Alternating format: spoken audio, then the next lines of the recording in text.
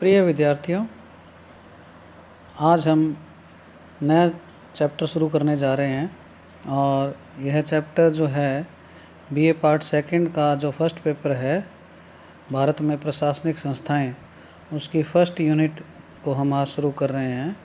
तो आज शुरू करने के लिए हम सबसे पहले इस यूनिट में एक सब टॉपिक है जिसका नाम है लोकतांत्रिक समाजवादी समाज में प्रशासनिक संस्थाएं। तो ये जो टॉपिक है इसमें हम देखते हैं कि 3 शब्द आए हुए हैं। पहला शब्द तो है प्रशासनिक संस्थाएं, दूसरा लोकतांत्रिक और तीसरा है समाजवादी।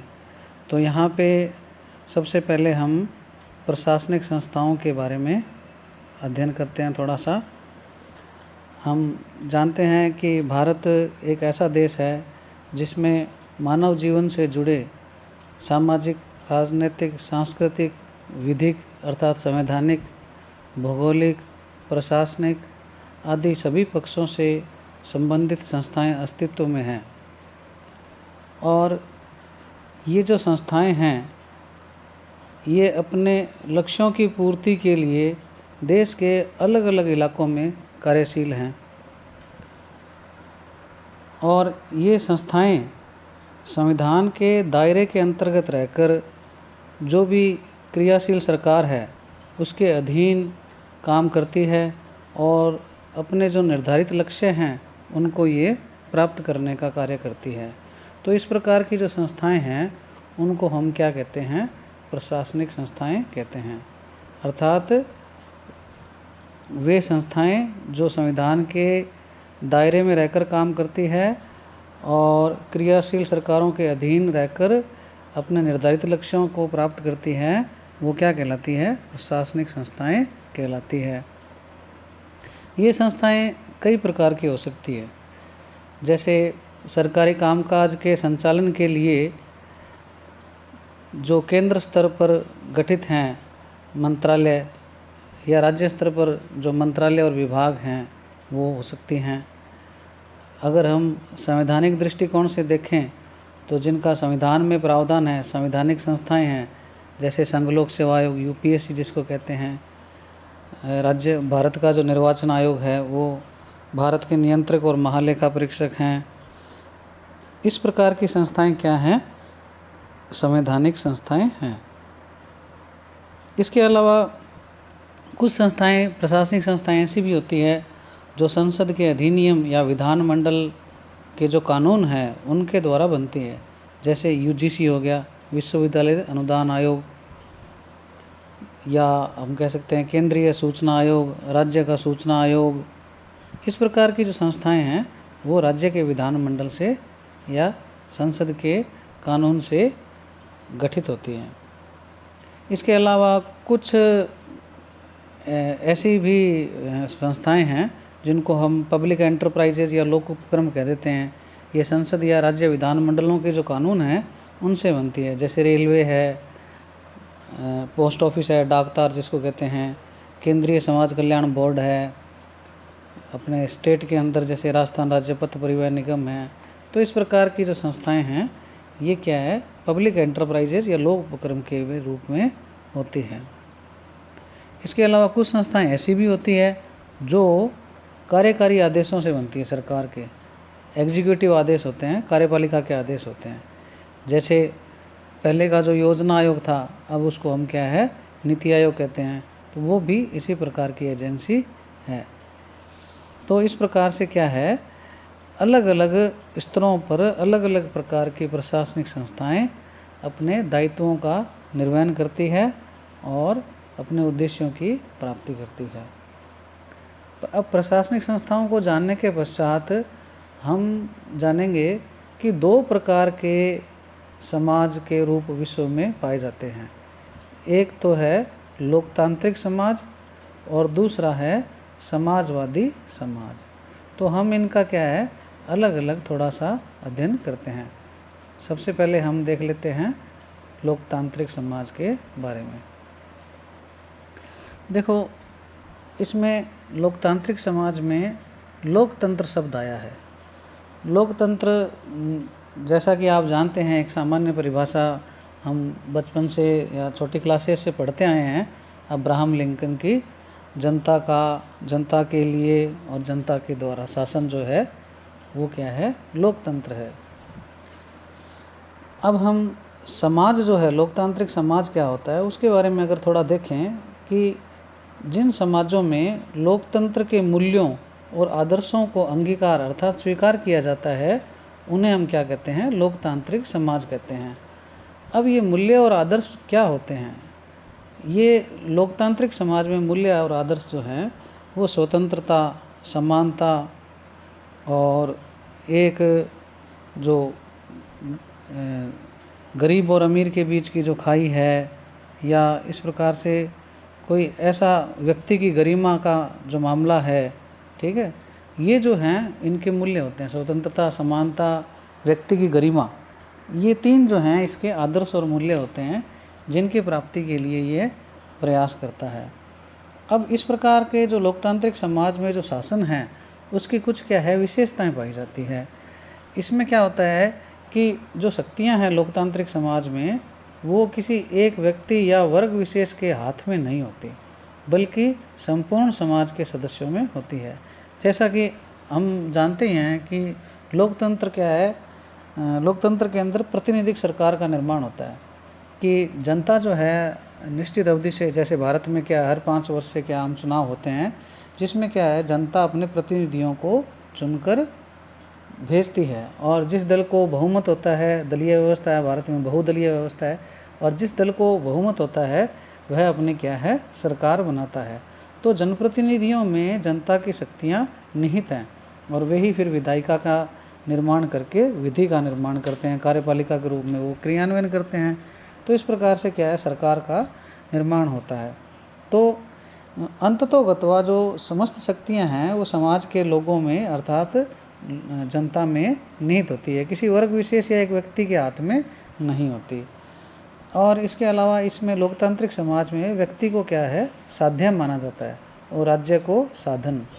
यानी इस समाज में व्यक्ति का उत्थान और कल्याण, सर्वोपरि विकास करना उद्देश्य है, और इस उद्देश्य की प्राप्ति के लिए राज्य क्या होता है, इसका साधन होता है। अर्थात राज्य वे समस्त प्रयास करता है जिससे व्यक्ति का जो सर्वांगीण विकास है, उसका जो कल्याण है, जो उसका साध्य है, उसकी वो प्राप्ति का प्रयास करता है। इसके पश्चात इसमें लोकतांत्रिक समाज में एक खास विशेषता ये भी है कि इसमें जो भी निर्णय होते हैं वो क्या है, ट्रांसपेरेंट होते हैं, पारदर्शी होते हैं, ठीक है ना, और खुले विचार विमर्श से लिए जाते हैं। और इसमें जिसको हम लोकतंत्र का चौथा स्तंभ कहते हैं, मीडिया का भी इसमें जो जनसंचार के माध्यम है उनका भी बड़ा रोल रहता है। तो ट्रांसपेरेंसी जो है, इसके लिए अब सूचना का अधिकार अधिनियम भी लागू हो चुका है, तो वो भी क्या है, इसमें एक सहयोग के रूप में भूमिका निभाता है और ट्रांसपेरेंसी को ये बढ़ावा ही देता है। वैसे भी इसमें क्या है, पारदर्शी रूप से लिए ही जाते हैं और ट्रांसपेरेंसी को और बढ़ावा दे रहा है आरटीआई। इसके अलावा इसका अगला जो है विशेषता या गुण हम जिसको कहते हैं लोकतांत्रिक समाज का, इसमें निर्णय की जो प्रक्रिया है वो संपूर्ण समाज को सहभागी बनाए जाने का प्रयत्न किया जाता है। जैसा कि हम जानते हैं कि कोई भी कानून या विषय पर या जैसे भी कोई नियम बनता है या कोई योजना बनती है, तो सरकारें आजकल क्या है, अपने पोर्टल पर क्या है, उसके लिए जनता से आम राय या विचार मांगती है। तो ऐसा करने से क्या होता है कि कोई भी कार्यक्रम या नीति या कानून लागू करने से पहले जनता के सुझाव लेने से वो क्या है, जनता सहभागी बन जाती है, और उसमें ऐसे ग्राउंड लेवल पर जो विचार आते हैं उनसे क्या योजना भी क्या है, सफल रूप से या कानून जो है वो सफल रूप से क्रियान्वित तो हो पाता है। इसके अलावा अगला है, निर्णय लेने का जो अधिकार है जनता द्वारा चुने हुए प्रतिनिधियों को होता है। ये मैं आपको पहले बता ही चुका हूँ कि जो डिसीजन मेकिंग पावर है वो जनता अपने प्रतिनिधियों को दे देती है, क्योंकि जनता एक अनियंत्रित भीड़ है, तो इसमें अब ये पता तो लग नहीं पाता कि कौन किसकी माने क्या करें। तो फिर क्या होता है, कॉन्स्टिट्यूंसी वाइज जो चुनाव क्षेत्र है, चाहे वो संसदीय चुनाव क्षेत्र है या विधानसभा का चुनाव क्षेत्र है, उसके हिसाब से क्या है कैंडिडेट को क्या है चुनकर भेजा जाता है। तो वो प्रतिनिधि जो हैं उनके पास निर्णय लेने की पावर होती है, और जो अंतिम निर्णय होता है वो बहुमत के आधार पर लिया जाता है। जैसे हम देखते हैं कि विधानमंडल हो चाहे संसद हो, वहाँ पर कोई भी विधि या कानून बनने के लिए क्या है बहुमत आवश्यक है। कुछ कानूनों के लिए तो क्या साधारण बहुमत है, किसके लिए असाधारण बहुमत या विशेष बहुमत की आवश्यकता होती है। तो कुल मिलाकर जो कानून या जो निर्णय हैं वो क्या है लोकतांत्रिक समाज में बहुमत के आधार पर लिए जाते हैं। तो इस प्रकार से ये जो लोकतांत्रिक समाज के जो 7 बिंदु हैं वो हमें लोकतांत्रिक समाज के बारे में भली भांति ज्ञान कराते हैं। इसके बाद में अगला जो है वो समाजवादी समाज है, क्योंकि हमने देखा था कि इसमें टॉपिक का नाम यही है लोकतांत्रिक समाज में, समाजवादी समाज में प्रशासनिक संस्थाएं। तो प्रशासनिक संस्थाओं के बारे में हमने जान लिया है, लोकतांत्रिक समाज के बारे में जान लिया है। अब इसके बाद में अगला बिंदु जो आता है वो है हमारा समाजवादी समाज। तो समाजवादी समाज क्या है? देखो, जैसा कि हम जानते हैं कि 20वीं शताब्दी से पहले व्यक्तिवादी या जिसको हम कहते हैं अहस्तक्षेपवादी विचारधारा का बोलबाला था, और उसकी वजह से क्या हुआ कि पूंजीवाद को बढ़ावा मिला, और पूंजीवाद ने फिर क्या है निरंकुश शासन को जन्म दे दिया, और इस निरंकुश शासन से क्या है जनता का शोषण हुआ, और इस शोषण की प्रतिक्रिया फलस्वरूप ही एक नई विचारधारा का जन्म हुआ। उसको हम क्या कहते हैं समाजवादी विचारधारा कहते हैं, और यह 20वीं शताब्दी में काफ़ी लोकप्रिय रही। इसकी कुछ खास बातें हैं जिसको हम देख लेते हैं। समाजवादी समाज में क्या होता है, राज्य को बड़ा महत्व दिया जाता है, अर्थात जैसे पहले की जो हस्तक्षेपवादी थी उसमें व्यक्ति को महत्व दिया जाता था, सारा कुछ व्यक्ति के अंदर होता था, और यहाँ पर क्या हो जाता है व्यक्ति गौण हो जाता है और राज्य महत्वपूर्ण हो जाता है। तो इसमें सारा जो शक्तियाँ हैं, जो नियंत्रण हैं, और जो भी इसका कार्य का दायरा है वो कंट्रोलिंग सारी की सारी राज्य के पास आ जाती है, जिससे क्या होता है कि जो प्रतियोगिता है वो क्या है व्यक्तियों के बीच में क्या है वो कम हो जाती है, और राज्य क्या है महत्वपूर्ण हो जाता है।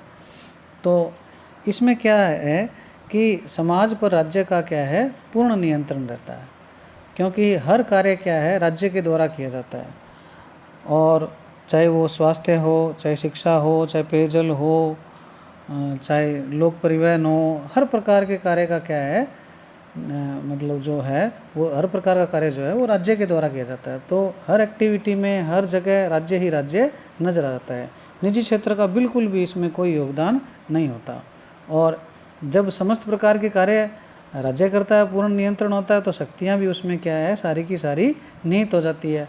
अब इसमें उल्टा हो जाता है। हमने लोकतांत्रिक समाज में पढ़ा था कि जो जनता है या लोग हैं, व्यक्ति जो है वो क्या होता है इसमें साध्य था, और राज्य क्या था साधन। इसमें उल्टा हो गया है, इसमें राज्य क्या हो गया है साध्य हो गया, और व्यक्ति क्या हो गया साधन। तो अर्थात राज्य के जो उद्देश्य हैं या लक्ष्य हैं उसके लिए व्यक्तियों को इसमें क्या है साधन बनाया जाता है। अब चूँकि राज्य हर जगह व्याप्त है, हर जगह उसका नियंत्रण है, सारी शक्तियाँ उसमें हैं, तो उस स्थिति में क्या होता है राज्य का कार्य क्षेत्र क्या हो जाता है बहुत ज़्यादा व्यापक हो जाता है। और इसका जो ये समाजवादी समाज है उसका जो मुख्य लक्ष्य क्या हो जाता है आर्थिक, सामाजिक, राजनीतिक न्याय और समानता लाना। क्योंकि व्यक्तिवादी विचारधारा में क्या है निरंकुशता बढ़ गई थी, उसमें क्या है गरीब और अमीर के बीच की खाई क्या है बहुत ज़्यादा विस्तृत हो गई थी। तो उस स्थिति में क्या ये प्रतिक्रिया स्वरूप समाजवादी समाज अस्तित्व में आया।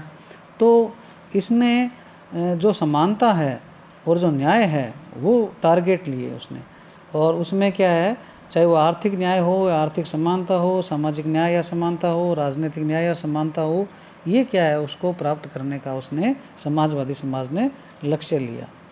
इसके अलावा यहाँ पे क्या है, जो समाजवादी समाज है उसमें राज्य जो है प्रतियोगिता के स्थान पर सहयोग को बढ़ावा देता है और आर्थिक विषमताएं जो हैं उनको दूर करने के लिए राज्य उत्पादन के सभी साधनों पर नियंत्रण रखता है। क्योंकि व्यक्तिवादी विचारधारा में पूंजीवाद को बढ़ावा मिला और उत्पादन के साधनों पर पूंजीपतियों का आधिपत्य हो गया, इससे समाज में आर्थिक विषमता बढ़ गई।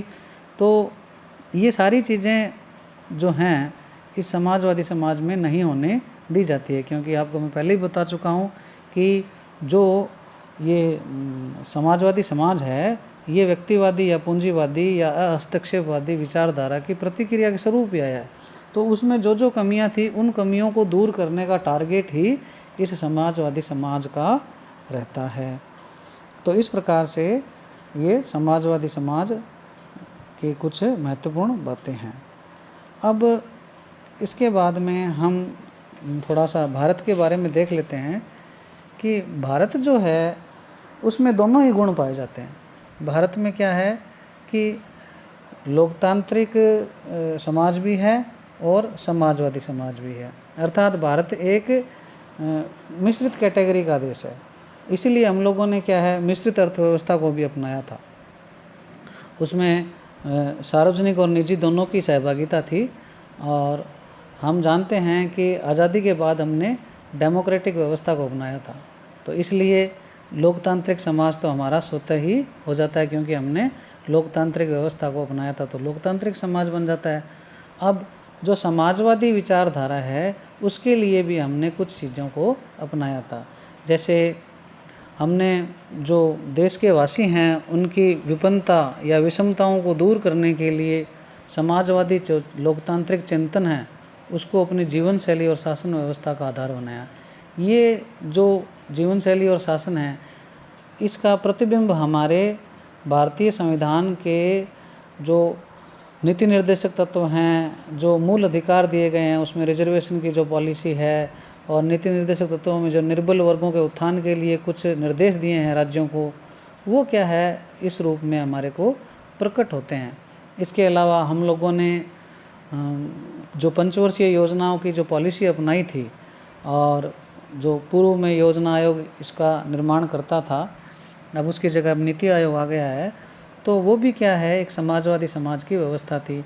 इससे पूर्व जो भी बड़े बड़े उपक्रम थे या जो विभिन्न प्रकार की योजनाएं थी वो सारी की सारी क्या है सरकार के द्वारा थी। सरकारी सेक्टर का ही बोलबाला था हर जगह शुरू में।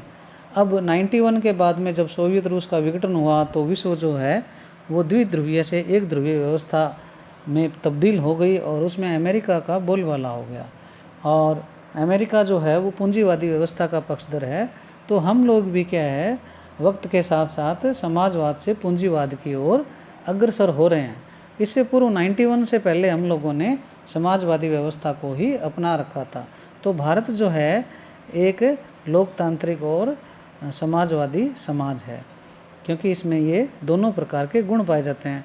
हमने तो 76 में 42वें संविधान संशोधन के द्वारा संविधान की प्रस्तावना में समाजवादी शब्द को भी जोड़ दिया था और भारत को एक लोकतांत्रिक समाजवादी गणराज्य घोषित किया था। तो इस प्रकार से भारत जो है वो एक लोकतांत्रिक समाजवादी समाज है। तो इस प्रकार से आज हमने इन बिंदुओं के माध्यम से यह जानने का प्रयास किया कि एक लोकतांत्रिक समाजवादी समाज क्या होता है, प्रशासनिक संस्थाएं क्या होती है, भारत एक लोकतांत्रिक समाजवादी समाज है। मुझे उम्मीद है कि आप लोगों को काफ़ी कुछ इस बारे में जानकारी मिल गई होगी। यदि किसी भी विद्यार्थी को कोई भी जिज्ञासा या प्रश्न हो तो वो अवश्य मुझे व्हाट्सएप में के माध्यम से या यूट्यूब के कमेंट बॉक्स में भी लिखकर जानकारी प्राप्त कर सकता है।